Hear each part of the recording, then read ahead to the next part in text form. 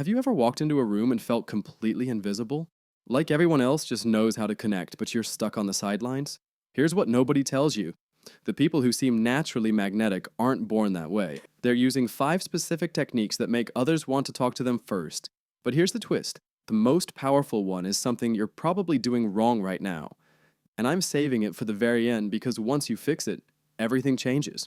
I'm going to show you exactly how to make people notice you, approach you, and actually want to start conversations without you having to force anything or fake confidence. By the end of this video, you'll understand why you've been invisible and exactly what to do about it.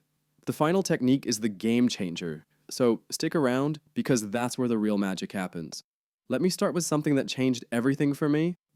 I used to sit at coffee shops, scrolling through my phone, waiting for someone to notice me. It never happened. I'd go to parties and stand in corners, hoping someone would start a conversation. They didn't. I thought maybe I wasn't interesting enough, or funny enough, or good looking enough. But then I discovered something shocking. The problem wasn't me, it was what I was doing in the first 3 seconds. The first 3 seconds. When you walk into any space, people make a judgment about you instantly. Not in minutes, not after talking to you. In 3 seconds. Most people do what I used to do. They walk in with their head down, eyes on their phone, or scanning the floor. They think they're being humble or not showing off. However, what they're actually doing is sending a giant signal that says, "Don't talk to me. I'm not available. Leave me alone." Here's what magnetic people do differently. They walk in with their head level, not up like they're arrogant, just level. They look around the room calmly, like they belong there. Therefore, people see them as confident and approachable. But here's the part most people miss.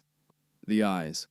When you make eye contact with someone, even for just a second, and give a tiny smile or nod, you're opening a door. You're saying, "I see you and I'm friendly."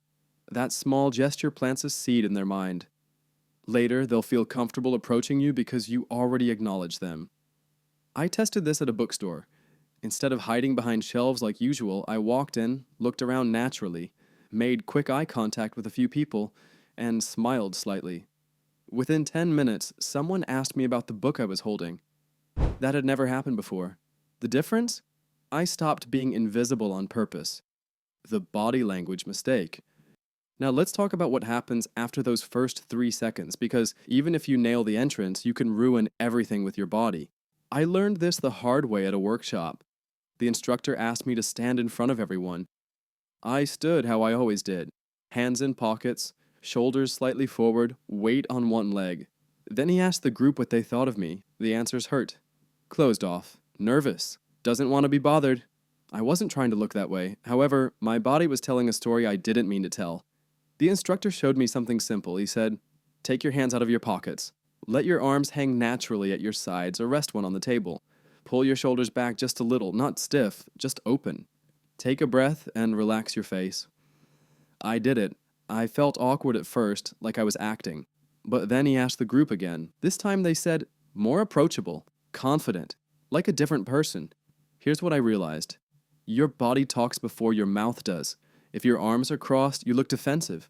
If you're hunched over your phone, you look busy or uninterested. If you're tense, people can feel it from across the room. But when your body is open and relaxed, people read you as safe and welcoming. They feel like they can approach you without being rejected. Therefore, they do. After that workshop, I started paying attention to my posture everywhere. In cafes, I'd sit with my chest open, arms visible, shoulders relaxed. At events, I'd stand with my weight balanced, not leaning against walls or hiding in corners. The change was incredible. People started sitting next to me, asking me questions, including me in conversations, all because my body stopped pushing them away. The curiosity secret. Now here's where it gets interesting. Once someone does approach you, or once you decide to start a conversation, there's a secret weapon that makes people instantly like you. And no, it's not being funny or interesting. It's being curious about them. Most people think they need to have great stories or clever things to say. Therefore, they prepare talking points in their head and wait for their turn to speak. However, that's the wrong approach. Magnetic people do the opposite. They ask questions. Real questions. Not interview questions, not surface level stuff like, "What do you do?" They ask things that show genuine interest. Here's an example. I was at a meetup sitting next to someone I'd never met. Instead of waiting awkwardly, I asked, "What brought you here tonight?" Simple question, but then I listened, really listened. He told me about a project he was working on. Instead of jumping in with my own story, I asked, "What's the hardest part about that?" His whole face lit up.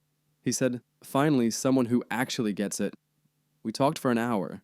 He asked for my contact info before leaving. Why? Because I made him feel heard. I made him feel important, and people are drawn to anyone who makes them feel that way. Here's the trick.